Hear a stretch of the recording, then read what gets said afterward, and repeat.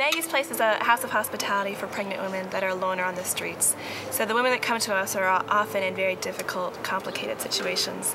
Things that might involve violence or lack of education, lack of employment, rape or incest, just a wide spectrum of situations that the moms are really coming out of.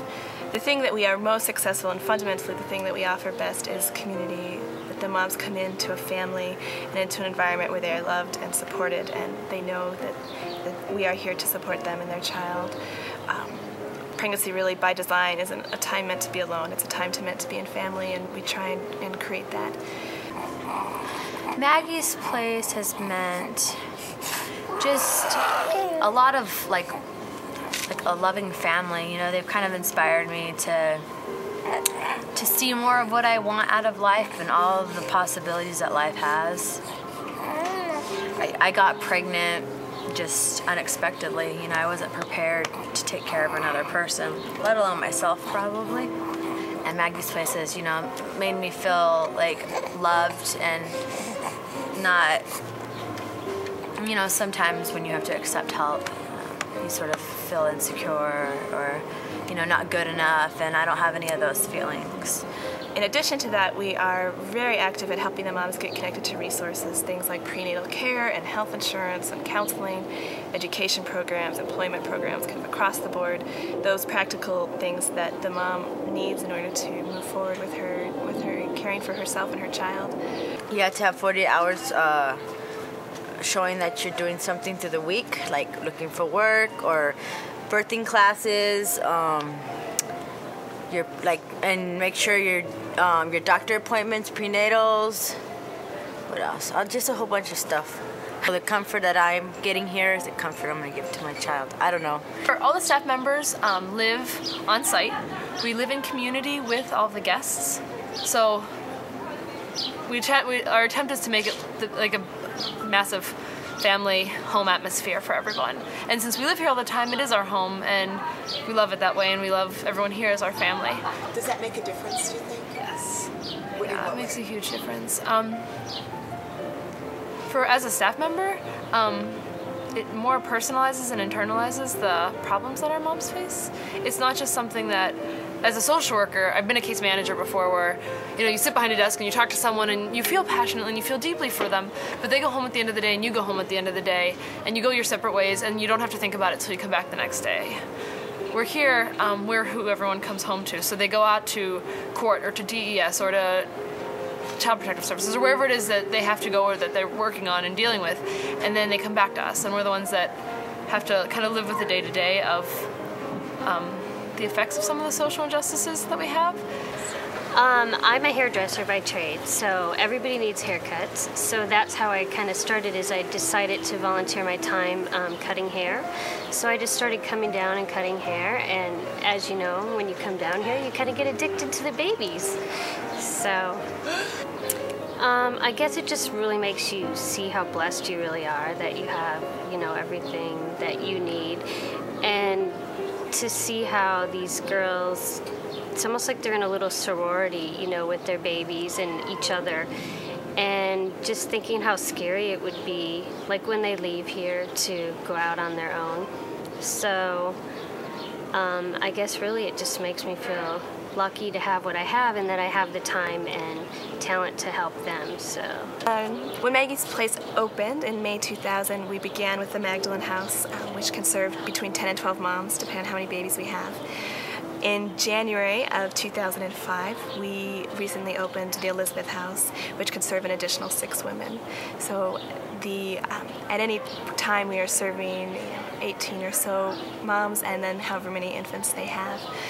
Over the course of the last 5 years, we have had 110 moms in our community. We're in touch with about 2/3 of those women, so because we have lived in community and we've shared both space and home, we have a sense of what's going on in their life, and they continue to be involved and remain connected to the house. So have a great sense of how Maggie's Place, both in the time that they're here, has had an impact, but an ongoing connection to the house. They ask for nothing but us to, follow the rules and, be on our best behavior and be respectful to the staff and the other clients. you know. Lisa, where do you think you would be if you weren't at Maggie's Place? I would probably be out on the streets. It's unbelievable for what that they would, you know, it's grateful that they donate their time and their money to us, because there are some of us out there that abuse the system, but there are some of us out there that really need the help and really want it. And that really means a lot to us, for those who are really here trying. It's not only us, it's the innocent babies that are coming into the world that they're willing to help and put out their open arms to. The kids deserve whatever, you know what I mean? And those people, I owe them my life, you know, it's unbelievable. It ties in, yeah. I've worked with children a lot. I've worked in preschools and daycare centers, camps, stuff like that. So, yeah, I like children a lot. I love babies. Babies are great. I didn't know a lot about babies coming in. I came in very humble. You do now, though. Yeah. I probably know more about pregnancy and babies than I really need to know, perhaps. Like, yeah, joke, I could like write up a birthing plan now. I don't know how many of my friends from college could do that right now at the moment. But, yeah, you learn a lot. I just fell into kind of the wrong crowd, so I kind of lost all my chances with my family. So my mom actually found Maggie's Place for me because she lives in Phoenix. So she was the one who referred me here. And I mean, there are people who come here who like were really on the streets. I mean, like, but I didn't come from a place like that. So it was really like, I'm like, I don't want to go to a shelter, and it scared me to death. And I was like mad at my mom, mad at my sisters, mad at the world. I'm like, I can't believe you guys are gonna tell me that I have to go to a shelter, that none of you guys are gonna take me in. You hear it all, and I would hope never to become desensitized to it, but you become accepting of it, and just that this is part of all of their histories, and that, yeah, I mean, almost everyone has been sexually assaulted at some point, has been physically assaulted at some point, has the power of addictions, like all those sorts of things are very evident and very present. But I think most beautiful is that the choices they make, the choice to have a child, the choice to raise a child, or to put a child, you know, to make an adoption plan and have a child be adopted by somebody else, like, they're impossible decisions. They're so hard, and it takes such a big heart and so much selfless giving that when our moms come to us having nothing, being homeless, having at a place where even their family members and friends won't take them in, I mean, that's the saddest part about why they come here. But that despite all of that and all of the problems and baggage and everything, that legal messes and all this sort of thing, that their choice is still to bring this child into the world and to love this child with everything they have, and to give up all of that, to give up the drugs, to give up the life, to give up the men and everything, to be a mother, to give life. And I think that's probably the most beautiful part. The other thing that we do is we ask the moms to save 70% of their income while they're here, so that when they leave, they're really leaving with some money to get started with. And that's really important to us. The education piece is also very important to us, that this is a unique time in their lives where they can, because their basic needs are taken care of, they can really focus on improving their education. And education is what gets women and keeps women out of poverty. So it's easy to get tied down in the day-to-day here. The daily drama, the daily heartaches, the daily stresses, like, it goes across the board, and, you know, all kinds of things.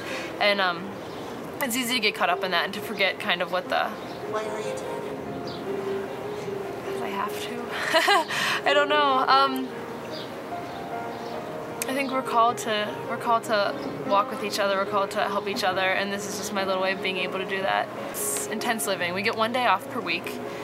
And we live here 24 hours the rest of the time. So, I mean, we can't get a salary, and we couldn't get paid by the hour because we don't work by the hour. We do a lot of what we call duty of the moment. So, it's whatever comes up. Sometimes the most important thing is holding a baby or a mom or another staff member. It really just depends on, you know what I mean? That's the biggest thing. Sometimes it's giving a tour, taking a donation, or going to court with someone, or, you know, there's just any number of things that come up in the day that are the most important thing at that moment to do.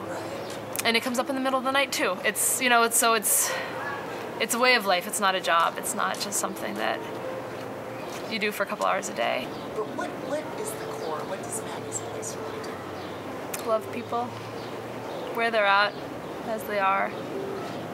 Yeah, I think that would be the top. And that's like across the board. Like, I mean, I think everybody comes here broken. The moms come here broken, the staff comes here broken. The only thing pure and innocent is the babies.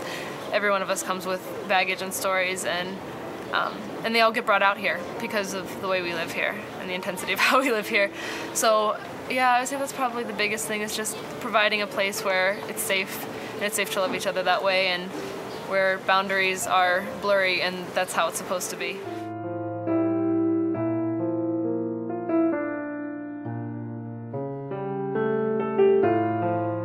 Thank you. Thank you. Thank you. Thank you.